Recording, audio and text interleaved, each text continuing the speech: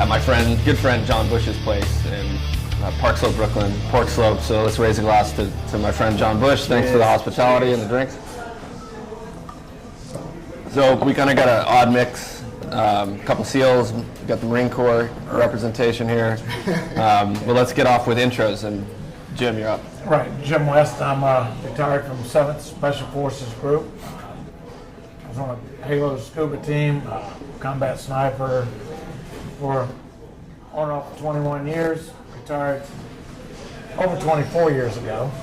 And I used to train professional fighters in and out because I kind of started that before I entered the military, carried it on throughout, and still in the game today.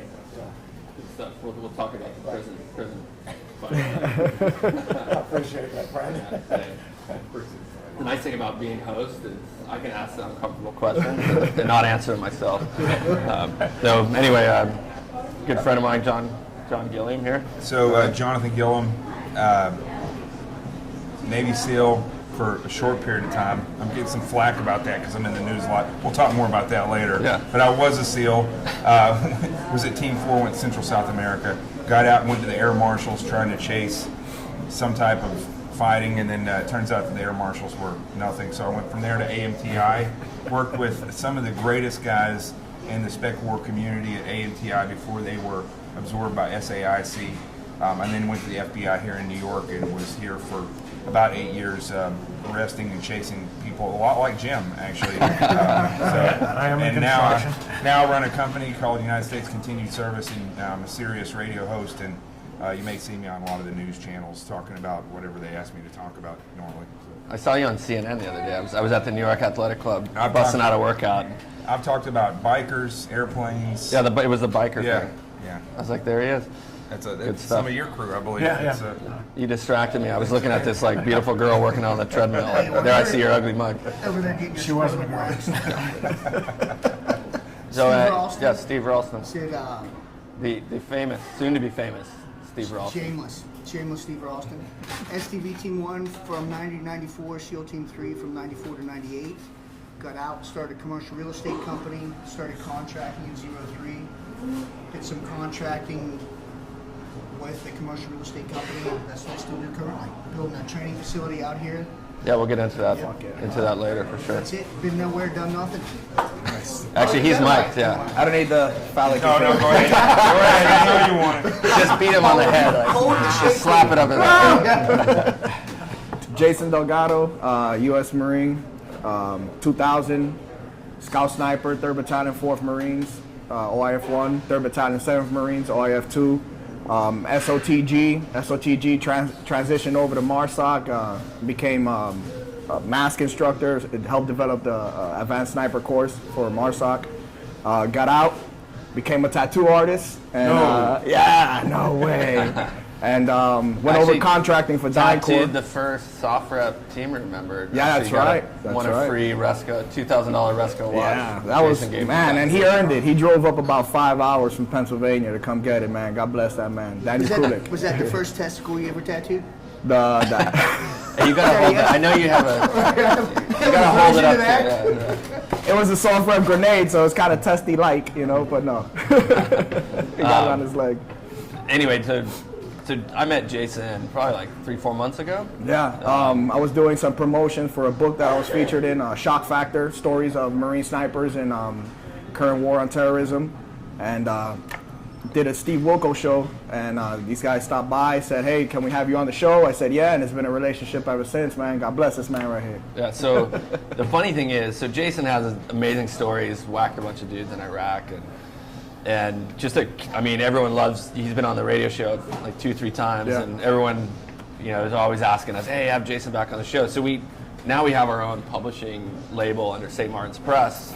I wanted to do Jason's book because I think he's got an amazing story. So the funny thing is, along the way, Peter Nealon, who's our Marine Corps editor, vets everybody. So we have this vetting process, right? And I'm like, you know what? I'm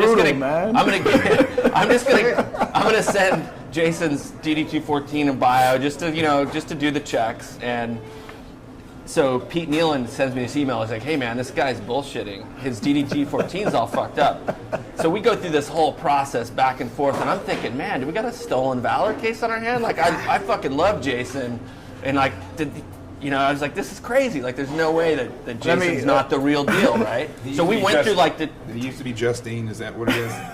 16 hours. Came back He's to like, the Philippines. him and Pete Nealon are going back and forth over email. I said, hey, you guys got to work this shit out, man, because we were worried. I'm like, I'm just about to sign Jason up for this book deal, and I need to know he's the real deal or not. So anyway, I'll let you tell the whole it. time I'm fucking tattooing and sending emails, and I'm like just fucking pissed, and my client's like, what the fuck, dude, what's going on?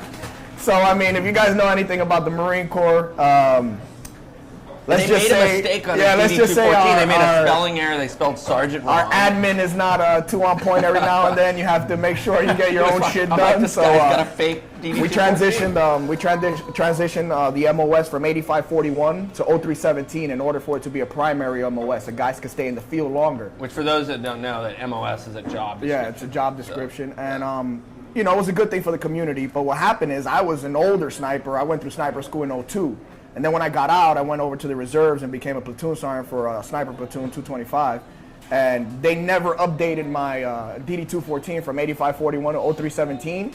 And here I am, like, I guess that's the way it is. I'm 8541, you know what I'm saying? I didn't know they were supposed to change it. But and Pete's on a tear. Pete Nealon, which he is the gatekeeper for everything Marine Corps, and dude, he put your ass through the ringer. But to his credit, I was like, what the fuck, dude? So Pete's called him out. He's like, dude, you're a liar. You're full of shit. And I'm all like, dude, you know what? Just fucking about 3 blocks away. I'm like, you know what? What does it matter? Just call sniper school, dude, and have them fucking verify my cert, or even better, go to the wall where it says fucking the high shooter plaque and read off fucking who won in 2002. That's me. Just so people know how seriously we take this. Like, we called the Los Angeles Recruiting Command. Nice.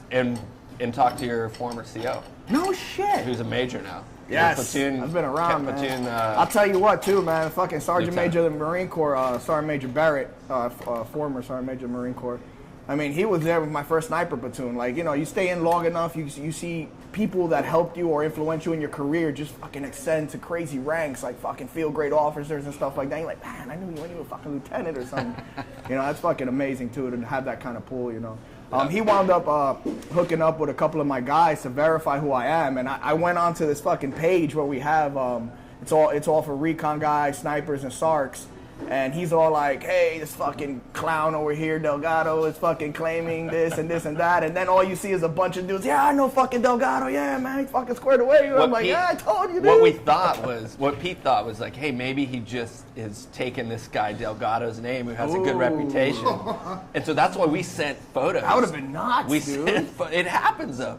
We sent photos to your commanding officer. I do look fucking different though, I got a beard, tats on my face. But he's like, no, he's gonna go. Like, he scoped your Facebook and everything. Because I'm like, thank God. So, and then Pete, to his credit, apologized. I made the SOFREP in-doc, bro. Yeah, he made his. Hey, just so everyone knows, we take it seriously, right? Yeah. So I gotta ask and put Steve on the spot here. Obviously, you're the only one drinking water at the table, so let's hear about it, man. You said something about call the cops if you start drinking beer. I tell that to all the guys I work with. If you ever see me drinking, just fucking call the cops. So why is that? Something's gonna go down. The last time I that's right. Former FBI agent, get out of here. I'll take care of it. You don't fucking scare me. No. Just flash some tin. No, last time I woke up in a different state after being drunk and disorderly for about 5 days. So that's a bad thing. That's what we call a problem. Yeah, exactly. So, how far from your home of origin were you? Yeah, pretty far. Some people call that a moment of clarity.